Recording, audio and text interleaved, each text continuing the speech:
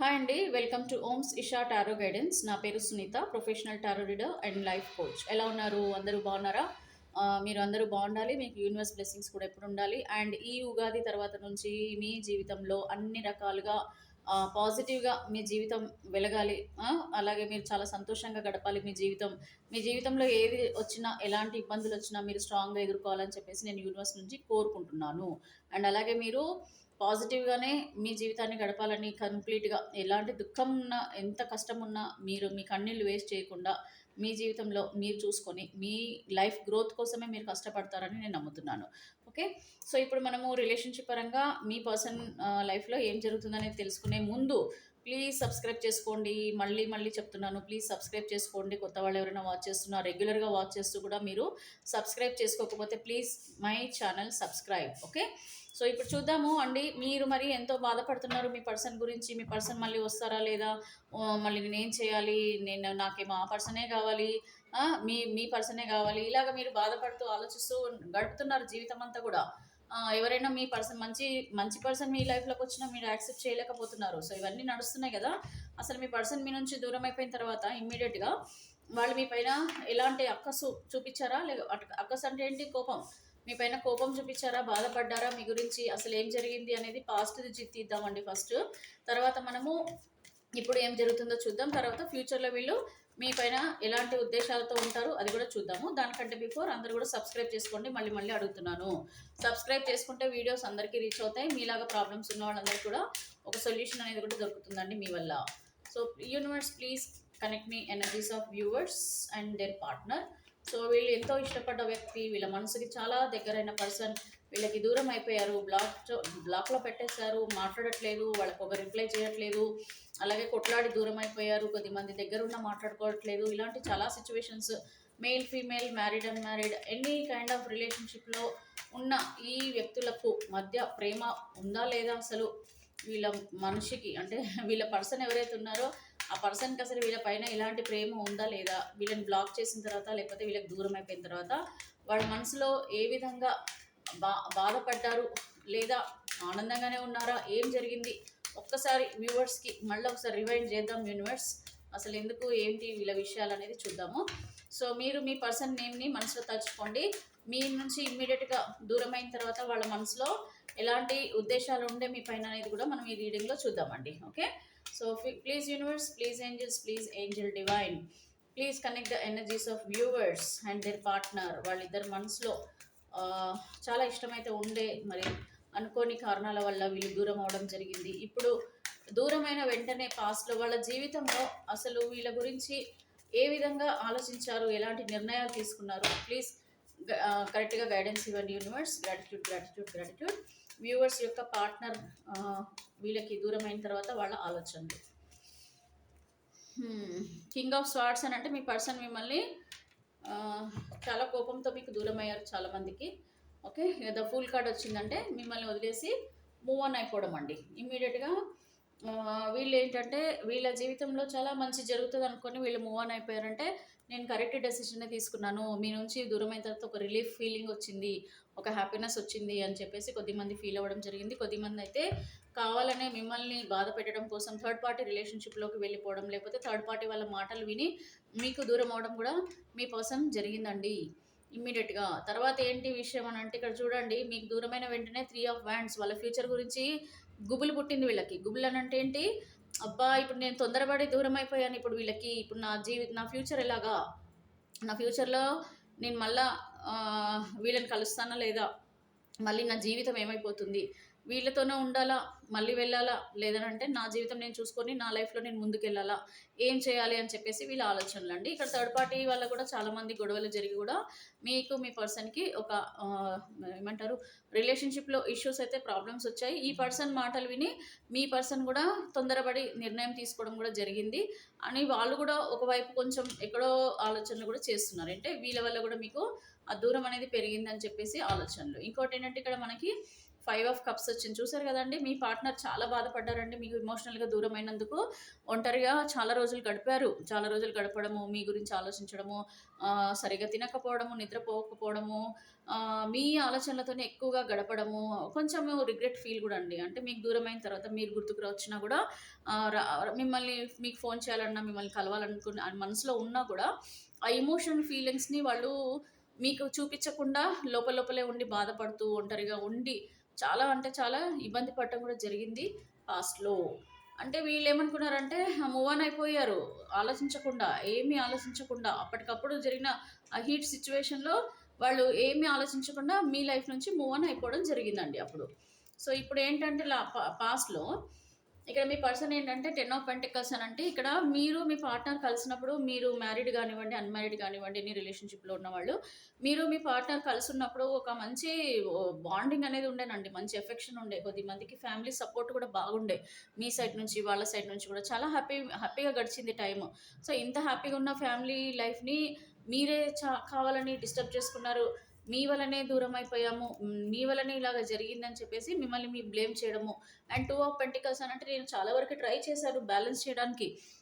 అంటే ఏమంటున్నారంటే ఇక్కడ మీ పర్సన్ ఏమని అనుకుంటున్నారంటే, నేను చాలా వరకి బ్యాలెన్స్ చేయడానికి ప్రయత్నించాను. ఫైనాన్షియల్‌గా ఎన్ని ప్రాబ్లమ్స్ వచ్చినా, ఎన్ని రకాలుగా ఇబ్బందులొచ్చినా, నేను అన్నిటిని కూడా బ్యాలెన్స్ చేసుకుంటూ వచ్చాను. నేను చాలా వరకు ఓపిక పట్టి ఉన్నాను. బట్ అయినా సరే నీ వల్ల నాకు ఈ ప్రాబ్లమ్స్ ఏది చెప్పినా కూడా వినకపోవడము, ఏది ఏది చెప్పినా మీదే పై చేయి ఉండాలని అనుకోవడము, ఇట్లాగా మిమ్మల్ని వాళ్ళు ఆలోచించడం అండి. అండ్ ఫైనాన్షియల్‌గా కూడా కొన్ని ఇద్దరికి కూడా మిస్‌అండర్‌స్టాండింగ్స్ రావడము, ఫైనాన్షియల్‌గా మీకు మీ పార్ట్నర్‌కి గొడవల వల్ల మీ పార్ట్నర్ కూడా ఎటు ఏమీ తేల్చుకోలేక వాళ్ళు లైఫ్‌లో ముందుకెళ్ళిపోవడం. అంటే మీ నుంచి దూరం అయిపోవడం కూడా జరిగిందని చెప్పి అనుకుంటున్నారు మీ పార్ట్నర్. ఫైనాన్షియల్ ఇష్యూస్ కూడా ఉన్నాయి.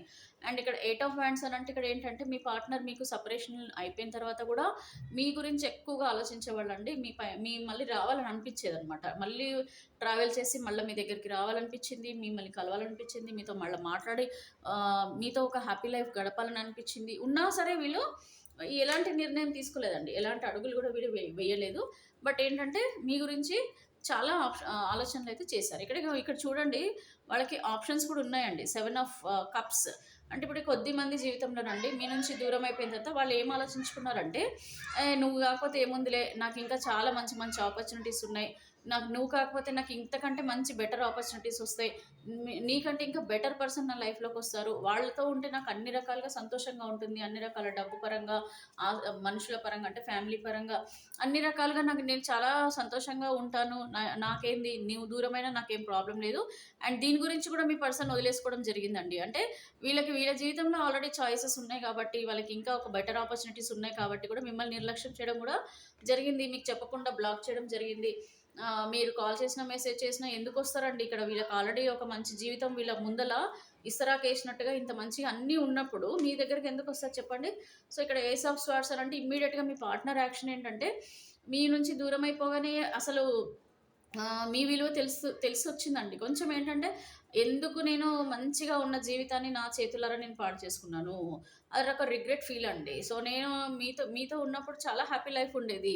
సో, ఇక్కడ ఏదో గొడవల వల్ల నేను తొందరపడి నిర్ణయం తీసుకోవడం వల్ల ఇప్పుడు ఎంతో మంచిగా ఉన్న జీవితాన్ని నా చేతులారా నేను పాడు చేసుకున్నాను అనే ఒక రిగ్రెట్ ఫీల్ ఉంది. మళ్ళా మీతో కలవాలన్న భావన ఉంది.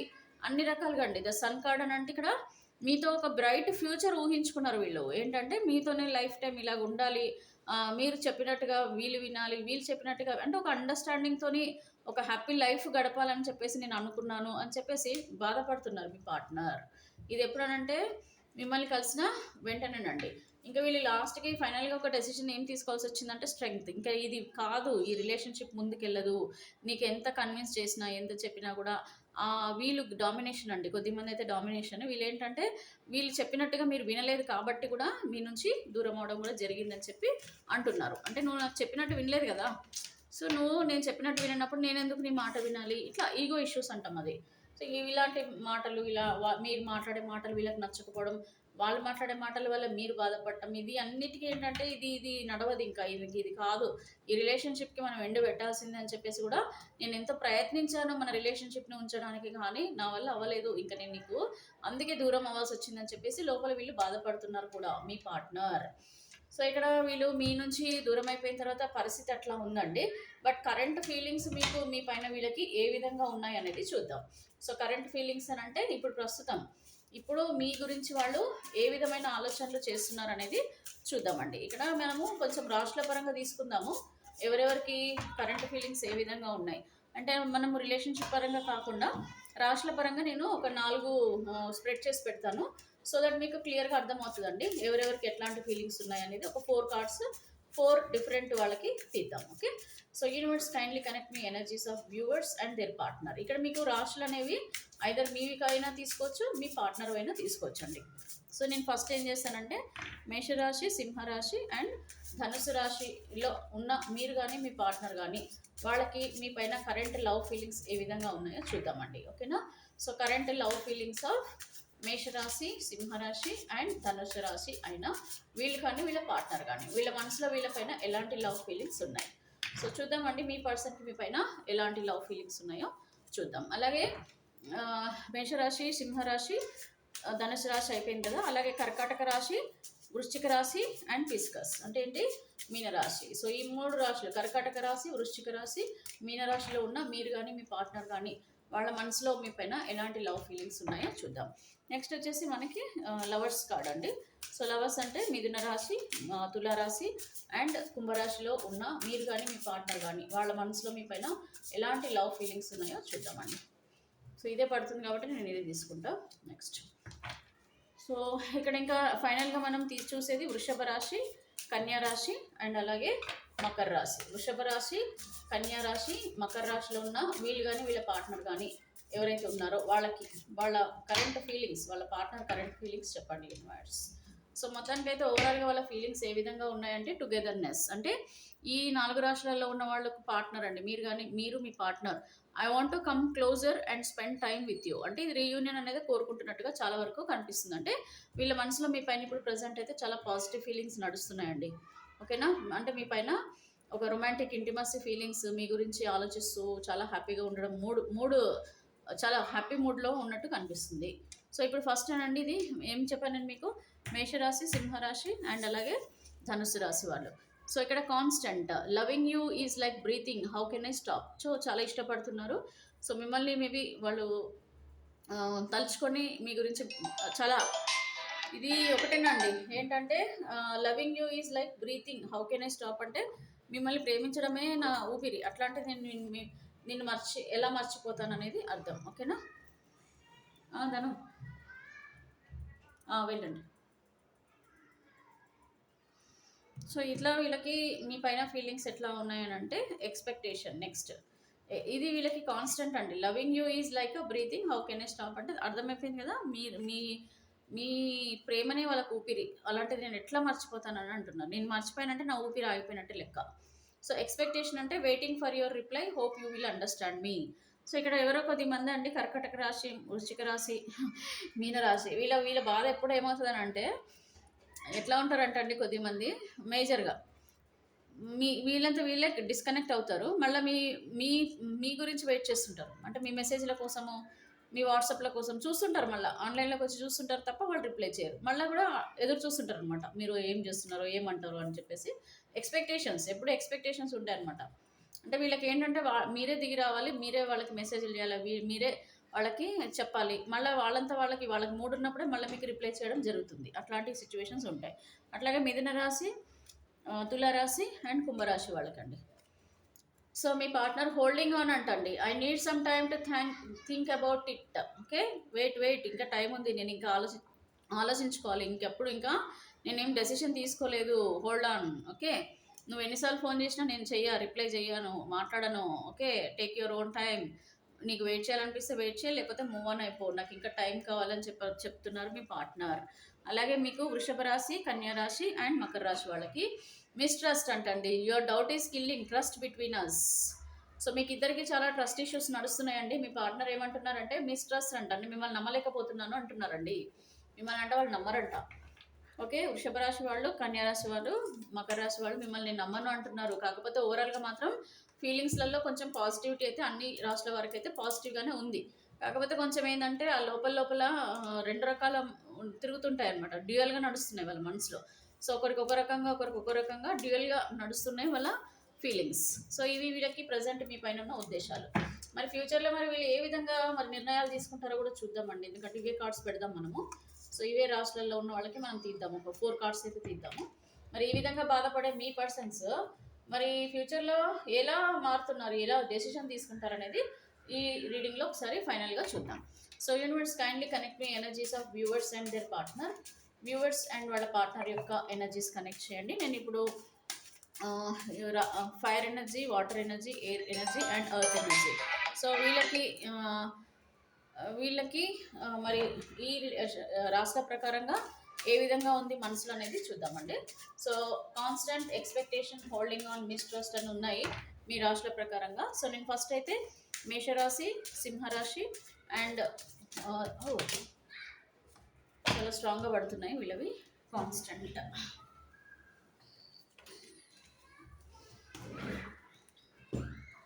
సో మరి కాన్స్టెంట్ అంటే ఏంటి? మేషరాశి వాళ్ళకి, సింహరాశి వాళ్ళకి, అలాగే ధనుస్సు రాశి వాళ్ళకి మీ పైన అంటే అభిప్రాయాలను బట్టి ఫ్యూచర్లో వీళ్ళు ఎలాంటి నిర్ణయాలు తీసుకుంటున్నారనేది అర్థం అండి.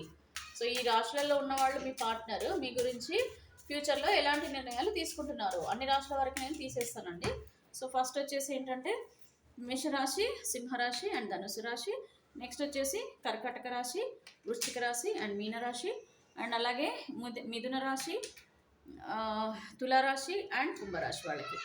లాస్ట్ వచ్చేసి వృషభ రాశి, కన్యా రాశి అండ్ మకర రాశి వాళ్ళకి.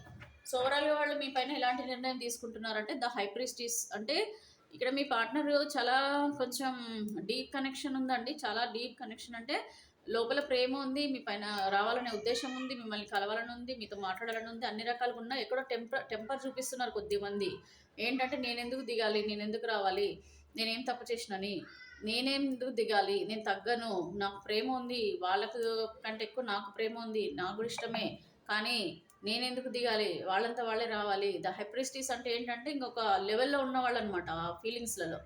ఇది బాటమ్ ఆఫ్ ద డెక్ అంటే ఏంటంటే మేజర్గా చాలామంది ఉద్దేశం ఏంటి, వాళ్ళకి మీ పైన ప్రేమ ఉంది, కాకపోతే ఎక్కడో వీళ్ళు వెనకడుగు వేస్తున్నారు, ఆగిపోతున్నారు అని అర్థం.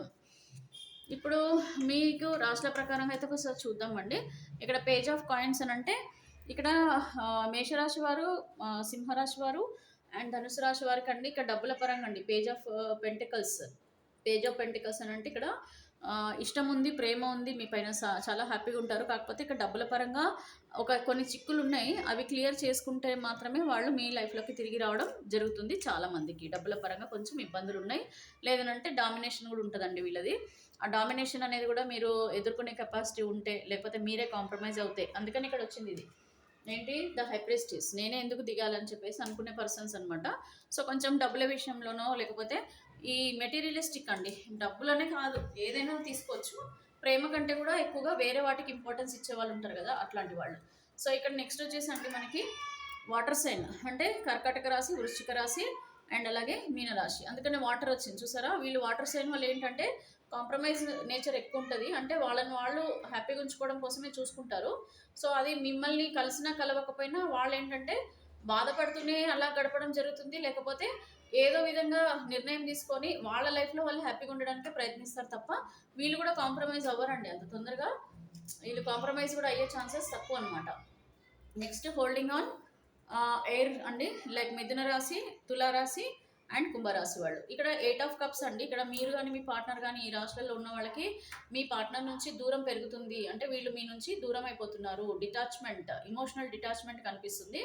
సో వీళ్ళు మీ నుంచి కంప్లీట్లీ దూరం అవ్వడానికే ప్రయత్నిస్తున్నారు. అందుకని ఇక్కడ మనకి హోల్డింగ్ ఆన్ అని అంటున్నారు. హోల్డింగ్ ఆన్ అంటే ఆగండి ఆగండి, ఇంకా నేను నిర్ణయం ఏం తీసుకోలేదు, నా ఆలోచనలలో వీళ్ళు ఆపుతున్నారు, వీళ్ళ ఆలోచనలో మిమ్మల్ని పక్కకు పెట్టేస్తున్నారు, మీ ప్రేమను పక్కకు పెట్టేస్తున్నారు అనమాట. సో అందుకని ఇక్కడ 8 ఆఫ్ కప్స్ అని అంటే ఇక్కడ మీ నుంచి కంప్లీట్గా దూరం అవ్వాలని ఆలోచనలలో ఉన్నట్టున్నారు మీ పార్ట్నర్. నెక్స్ట్ వచ్చేసి ఎర్త్ సైన్, వృషభ రాశి, కన్యా రాశి అండ్ మకర రాశి వాళ్ళండి. ఇక్కడ ద మూన్ సైడ్ వచ్చింది, బాధపడుతున్నారు, మీ నుంచి చాలా ఒంటరిగా ఉన్నారు, ఇంకా ఏం నిర్ణయం తీసుకోలేదు, ఇంకా చాలా మూన్ సైన్లోనే ఉన్నారంటే ఇంకెక్కడ కూడా వాళ్ళు ఎలాంటి డెసిషన్ తీసుకోలేదు. అందుకే ద హైప్రిస్టిస్ వచ్చిందనమాట. ఓకే, ఇక్కడంతా కూడా కంప్లీట్లీ వీళ్ళు ఇండిపెండెంట్గా ఉండడానికి ఇష్టపడుతున్నారు, ఒంటరిగా ఉండడానికి. మీ పైన ప్రేమ ఉన్నా సరే వాళ్ళంతా వాళ్ళు ఒక డెసిషన్ తీసుకునేదాకా మీ లైఫ్లోకి తిరిగి వచ్చే అవకాశాలు చాలా తక్కువగా కనిపిస్తున్నాయి. ఇక్కడ ఎవరికి కూడా చాలా పాజిటివ్నెస్ అయితే లేదండి. అందరికీ కూడా కొంచెం టైం పట్టేలాగా ఉంది. అంటే ఇమీడియట్ డెసిషన్ మేకింగ్ అయితే లేదు. దే ఆర్ ఇన్ హోల్డింగ్ అని అంటున్నారంటే ఏంటి, ద హైప్రిస్టీస్ అంటే ఒక లెవెల్ చూపిస్తున్నారు, వాళ్ళు ఇంకా ఆలోచిస్తున్నారు. ఇంకా మీ పైన ప్రేమ ఉన్నా సరే నాకు ఇంకా టైం కావాలని అనుకుంటున్నారండి మీ పార్ట్నర్. అయితే ఇక్కడ మొత్తంకి రీయూనియన్ ఛాన్సెస్ లేవు, అట్లా అని చెప్పేసి మూవ్ ఆన్ అయ్యే ఛాన్సెస్ కూడా తక్కువ ఉన్నాయి. ఎవరికి ఒక ఏమంటారు, ఇది మిథున రాశి, తులారాశి అండ్ కుంభరాశి వాళ్ళకి మాత్రమే మోస్ట్లీ ఛాన్సెస్ ఉన్నాయి మూవ్ ఆన్ అయిపోవడానికి. రిమైనింగ్ రాశుల వరకు ఇంకా టైం టేకింగ్ అండి. అంత తొందరగా నిర్ణయం తీసుకోవట్లేదు. మీ పార్ట్నర్కి ఇంకా మీ పైన ఒక మంచి అభిప్రాయం రావట్లేదు. కొద్దిమందికి అయితే ట్రస్ట్ చేయట్లేదు కొద్దిమంది. సో ఇలాంటి ఇష్యూస్ నడుస్తున్నాయి కాబట్టి మీకు ఇంకా టైం పట్టేలాగా ఉందండి. ఇది ఎండ్ చూపిస్తుంది ఇక్కడ. మోస్ట్లీ ఇక్కడ ఏంటంటే కొద్దిమంది రిలేషన్షిప్ ఎండ్ అయ్యే అవకాశాలు కూడా చాలా స్ట్రాంగ్గా కనిపిస్తున్నాయి. సో ఇది నెగిటివ్గా పాజిటివ్ అనే దానికంటే కూడా అసలు మీ రిలేషన్షిప్ ఏ విధంగా ఉంది, ఇది రెజనేట్ అవుతుందా లేదా, మీ పార్ట్నర్ వచ్చే అవకాశాలు ఉన్నాయని మీకు నమ్మకం ఉంటే మీరు నమ్మొచ్చు, మీరు అది రెజనేట్ చేసుకోవచ్చు.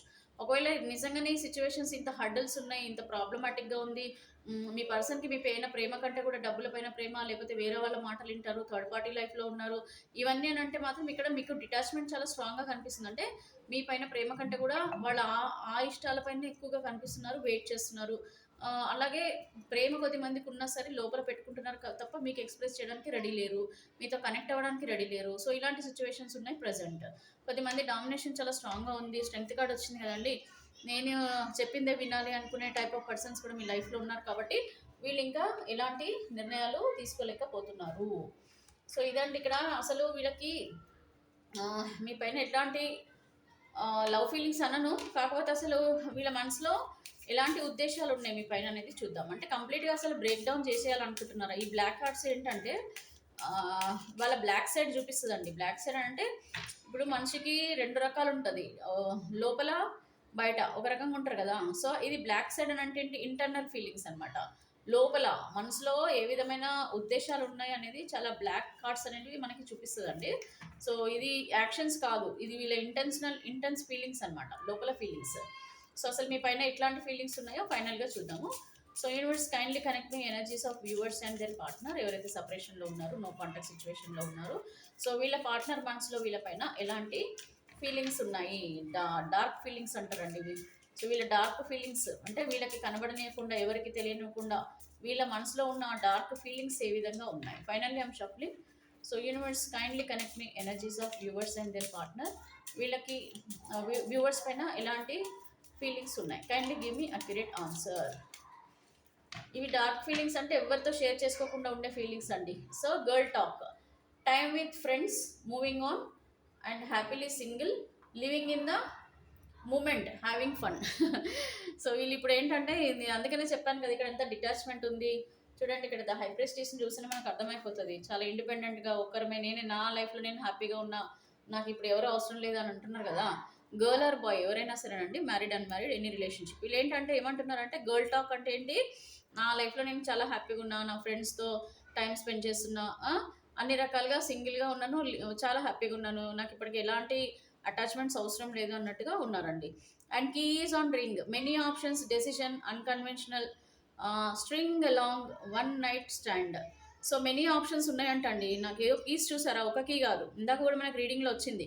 సో దే హ్యావ్ ఆప్షన్స్ అనమాట. సో నాకు ఆల్రెడీ చాలా ఆప్షన్స్ రెడీగా ఉన్నాయి, సో నేను ఎందుకు చూస్ చేసుకోవాలి, ఆ ఆప్షన్స్ని కూడా చూస్తాను, అక్కడ నాకు ఏది బెటర్ అనిపిస్తుంది నేను అక్కడ సెటిల్ అయిపోతాను. సో ఈ విధంగా వల్ల బ్లాక్ ఫేస్ అనమాట, దీన్నే మనము బ్లాక్ ఫేస్ అంటాం. అంటే మనకి పైకి మంచిగా ఏదో ప్రేమ ఇవన్నీ కూడా కరెంట్ ఫీలింగ్స్ కదా, ఇది హార్ట్ ఫీలింగ్స్, ఇవేమో వాళ్ళ ఆలోచనలు. అంటే ఏంటి, యాక్షన్స్, వీళ్ళు చేయబోయే యాక్షన్స్. సో నెక్స్ట్ ఏంటి, ద రన్నర్ అంట. ద రన్నర్ అంటే ఏంటి, పారిపోవడం. సో రన్నర్ అంటే ఏంటండి, పారిపోతున్నారంటే మూవ్ ఆన్. రన్నర్ అంటే ఏంటి, మూవ్ ఆన్. ఇంకా the runner in a co dependent relationship, fear of intimacy, listening to ego. So ego ఎక్కువగా కనిపిస్తుంది. థర్డ్ పార్టీ డిపెండెంట్ రిలేషన్షిప్ అంటే ఏంటి, వేరే వాళ్ళ మీద డిపెండ్ ఉన్నారు మీ రిలేషన్షిప్ పైన, అంటే వేరే వాళ్ళ మాటలు విని వాళ్ళు ఏది చెప్తే అది వినడం అండి. ఉన్నారు కదా అట్లాంటి వాళ్ళు కూడా ఉంటారు కదా మహానుభావులు. ఓకే, సో ఇది కఫిన్ అంట. Endings bring new beginnings, growth, change, liberation, transition. So మీ లైఫ్కి, మీతో రిలేషన్షిప్కి ఎండ్ పెట్టేస్తున్నారండి. సో ఎండ్ పెట్టేస్తున్నాను, న్యూ బిగినింగ్స్, కొత్త లైఫ్లోకి వెళ్తున్నాను, నా గ్రోత్, నా చేంజ్, నా లైఫ్ నాది నేనే అన్నట్టుగా బిహేవియర్లో ఆలోచనలతో ఉన్నారు మీ పార్ట్నర్. సో ఇలాగ ఉన్నాయండి ఒక్కొక్కళ్ళ ఆలోచనలు ఏంటంటే మనకు ఫస్ట్ స్టార్టింగ్ బిగినింగ్లో ఉన్న ఆ ఆలోచనలు ఆ ఫీలింగ్స్ పోయే కొద్దీ మీకు మీ పార్ట్నర్కి జరిగిన ఆ సంఘటనల ద్వారా ఇప్పుడు మీ పైన కంప్లీట్ డిటాచ్మెంట్ వచ్చేసింది, అంటే ఇమోషనల్ డిటాచ్మెంట్. ఎక్కడ కూడా ప్రేమ అయితే కనిపిస్తలేదండి ఈ రోజు రీడింగ్లో. సో ఇది మీకు ఒకవేళ రెజనేట్ అవుతే తీసుకోండి, లేదు అవ్వకపోతే మీరు వదిలేసేయండి. బట్ పర్సనల్ రీడింగ్ తీసుకోండి, దాన్ని బట్టి కూడా మీకు ఒక మంచి సొల్యూషన్ అయితే మీకు మీ రిలేషన్షిప్ పరంగా దొరుకుతుంది. ఓకేనా? So please subscribe my channel. మళ్ళీ మీరు రేపు వేరే మంచి క్వశ్చన్స్తో యూనివర్స్ మనం అడుగుదాము. And please take right decision at right time. And బాధపడద్దండి, ఎమోషనల్గా ఎవరికి కూడా ఎంత కనెక్ట్ అయినా సరే ట్రై టు ఓవర్కమ్ ఇట్. అంటే అంటే ఏంటి, మర్చిపోవాలి, అవన్నీ మర్చిపోవడానికి ప్రయత్నించండి. బీ స్ట్రాంగ్ అండి. Thank you.